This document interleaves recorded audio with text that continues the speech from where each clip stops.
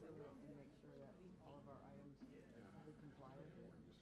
I remember looking at it and it wasn't I don't think there was. way down. There was not much for us to do. No.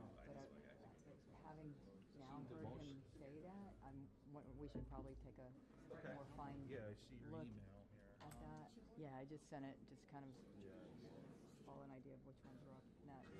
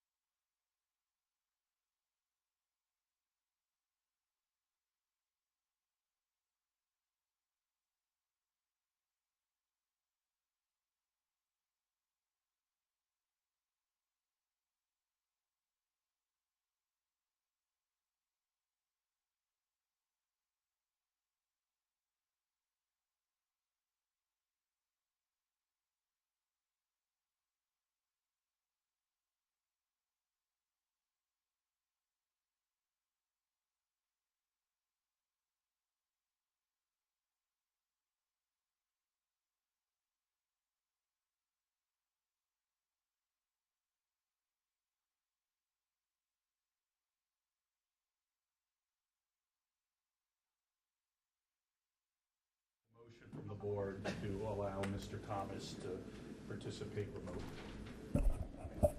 I move to allow Mr. Thomas to participate remotely. With the extenuating circumstance. Yeah, let's Okay. start the meeting. Let's do that. I was going to say, Yeah, that's a good idea. got to do that too. This is the Palm Beach County Planning Commission for May the 8th, 2026. We are calling this meeting to order at 9:19 a.m. May we have a roll call, Ms. Sermon? Cara Erin Ferris. Present. John Carr. Rafael Clemente. Barissa Laudas. Present. Rosie Matos. Present. Jordania Arias. Carl Anthony Klepper. Brian Stenberg. Here. Rick Stopik. Here. Gary Brown. Ankor Patel. Stephen Bassor. Denise William. Present. Cedric Thomas. We have quorum. Please all stand for the Pledge of Allegiance. I pledge allegiance to the flag Of the United States of America.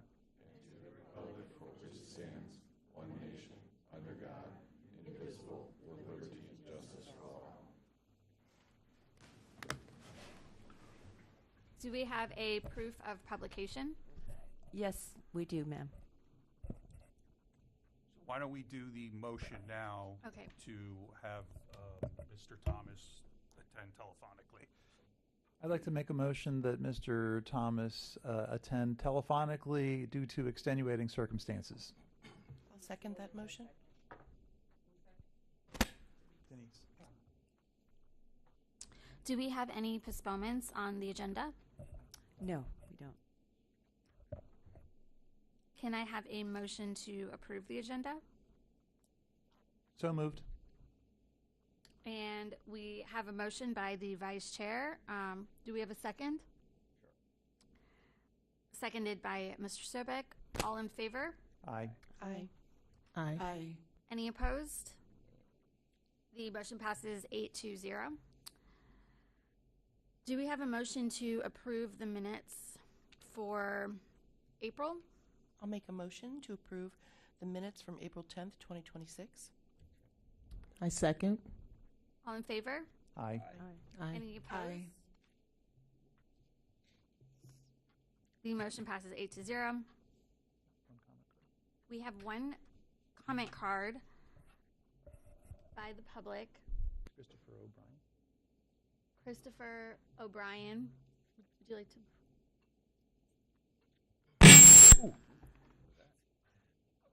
Push the button. It's on already.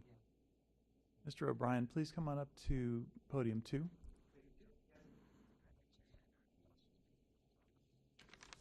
Good morning. In this atmosphere, my first instinct is to say, not guilty.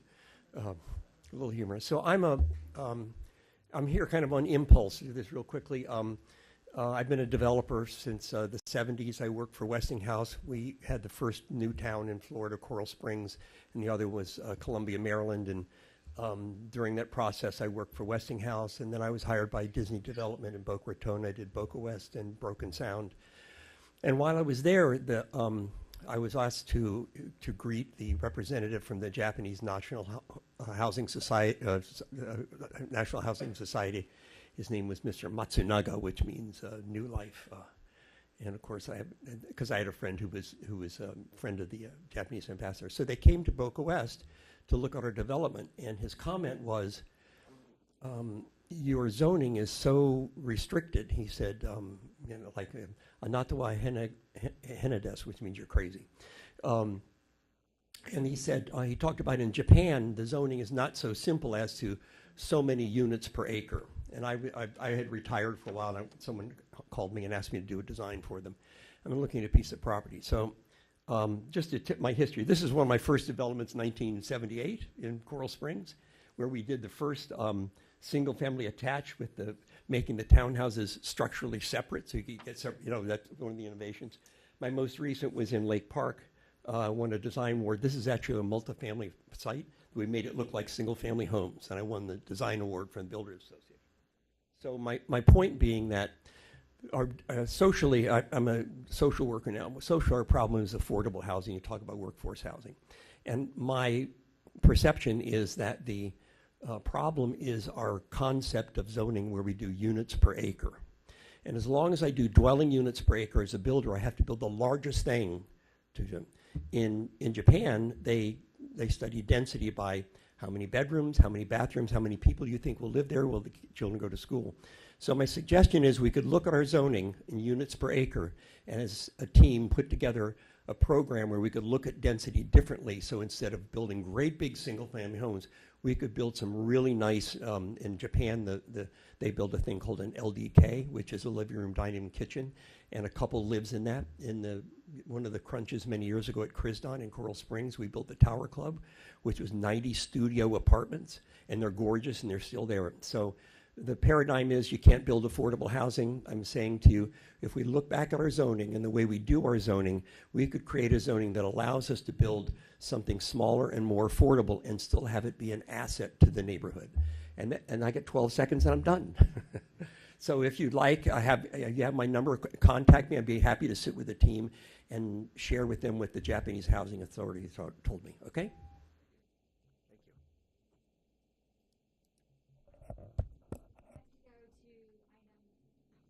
Excuse me. Okay. Next, we go to item 3, public hearing.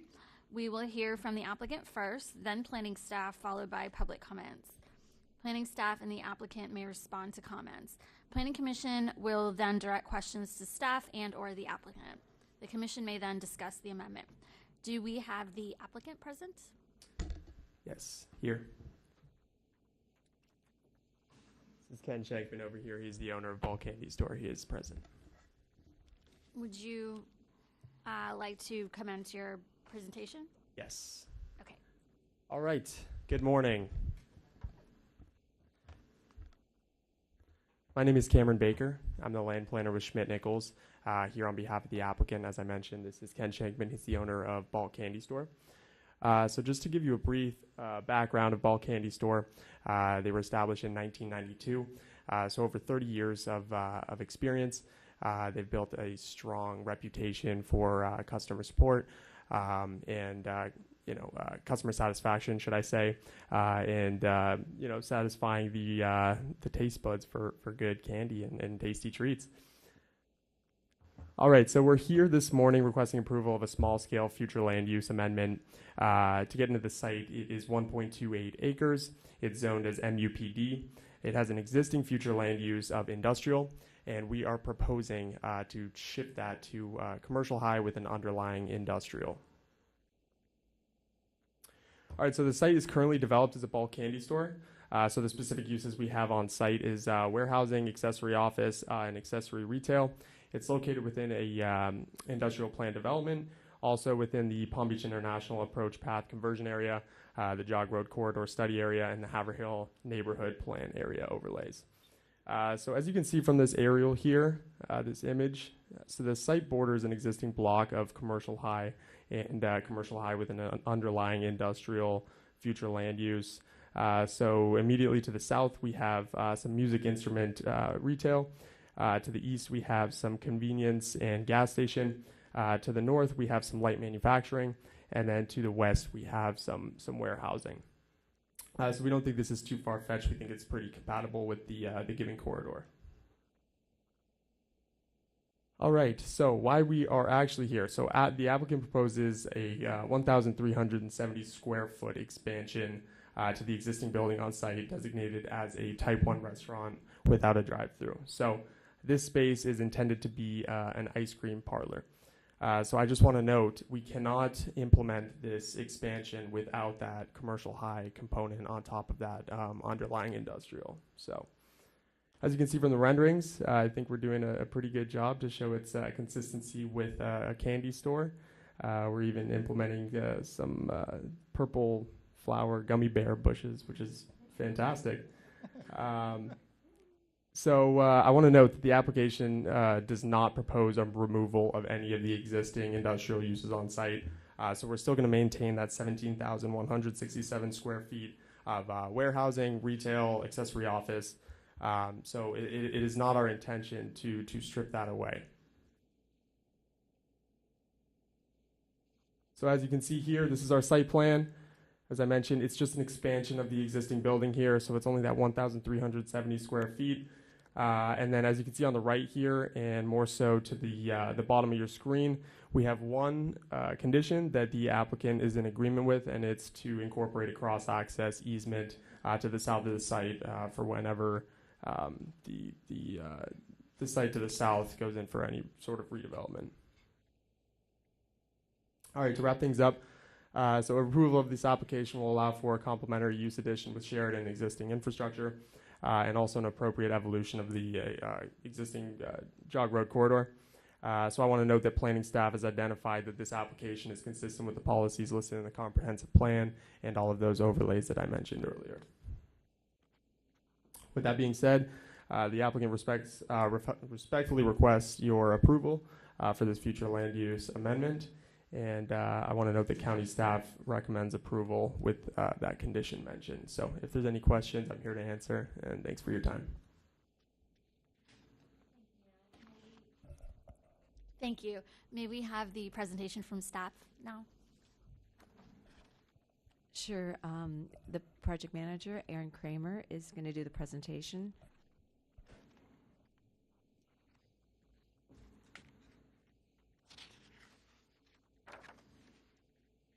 Thank you, Mr. Kramer. Good morning, Commissioners. I'm Aaron Kramer with the Planning Division, and the amendment before you today is the Bolton Candy Store small-scale amendment. This 1.28 acre site, outlined in red and white, is located in the urban-suburban tier on the southwest corner of North Jog Road and Wallace Road, approximately 0.1 miles north of the Southern Boulevard and Jog Road intersection.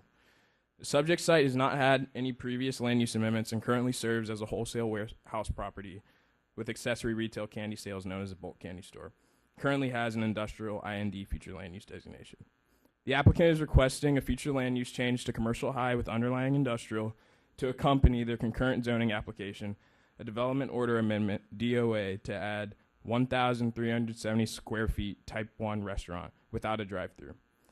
Due to the addition of this restaurant, the site will exceed express space allowance utilized for accessory retail, requiring a future land use amendment to reflect these uses.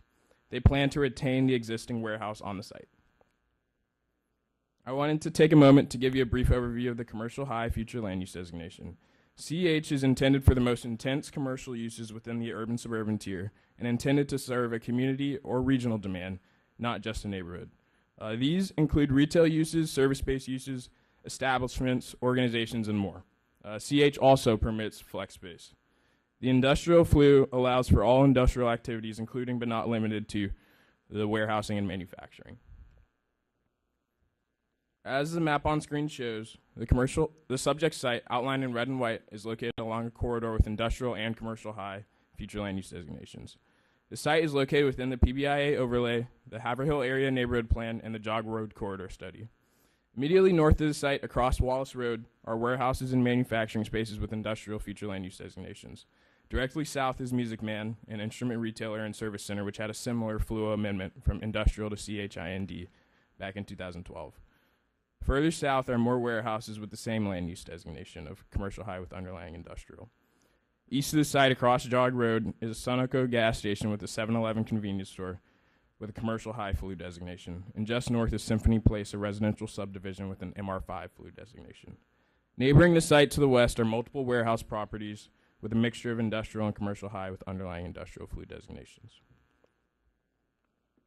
This subject site is found in a contiguous location as the adjacent parcel to the site to the south has a commercial high with underlying industrial FLU designation, ensuring that this location is compatible with the applicant's request. Further, because of this designation, the applicant has provided cross-access between each parking lot on the preliminary site plan. This is consistent with the policies shown here and will promote interconnectivity between the commercial high with underlying industrial sites. The commercial high with underlying industrial designation would allow the applicant to retain the existing warehouse uses while reflecting the newly proposed and existing commercial uses on the site. The proposed amendment to CH underlying IND would complement the established development pattern and could provide a transition between the commercially designated properties along the Jog Road corridor and the industrial uses of Wallace Road, also near the subject site. Considering the low impact of the proposed use and the commercial nature of the corridor, the amendment changed to commercial high with underlying industrial is compatible with the surrounding uses. This request is also consistent with the applicable overlays and planning studies. Staff has assessed that the proposed amendment is consistent with the comprehensive plan policies and meets all level of service standards. Pursuant to Future Land Use Element Policy 4.3, staff recommends a condition of approval providing a cross-access easement to the adjacent commercial site to the south to ensure interconnectivity, and the applicant is complying with this request. Staff's recommendation is approval with conditions, with a motion to approve with conditions. Thank you for your time. We are available for any questions. Thank you. Do we have any public comments?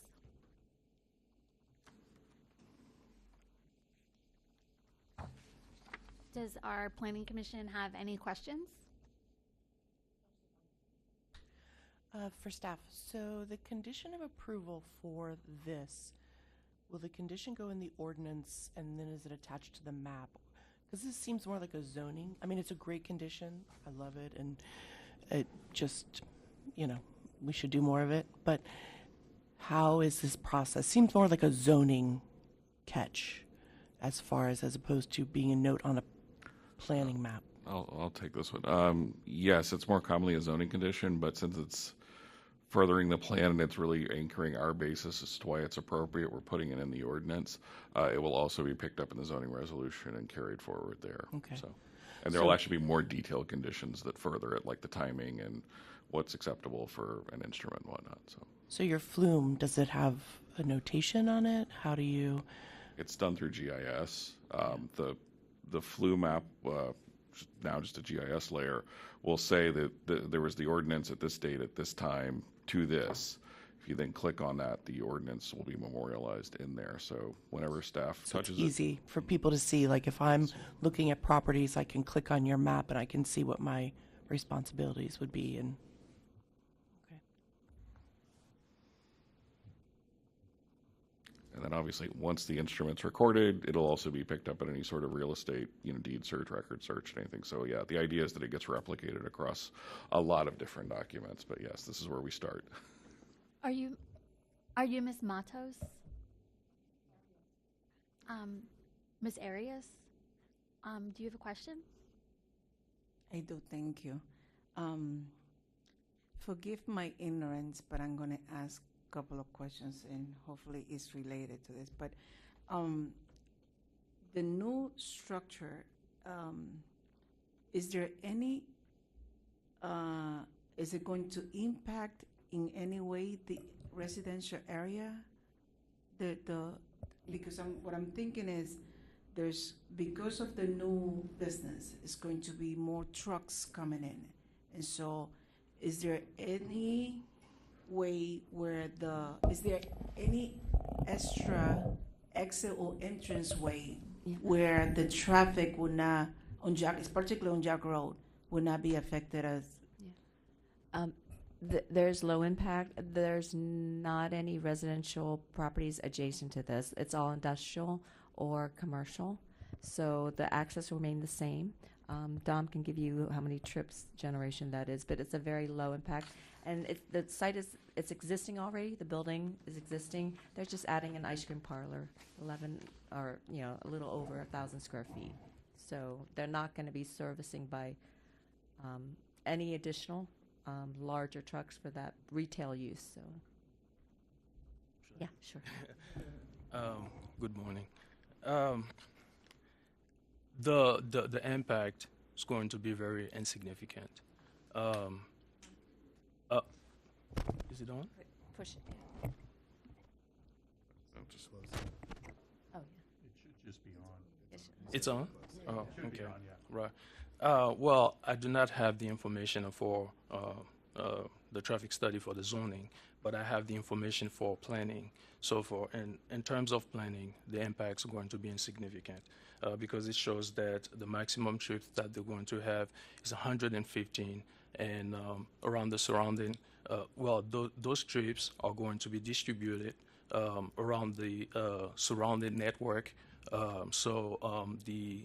They're not really going to have that much of an impact on the residential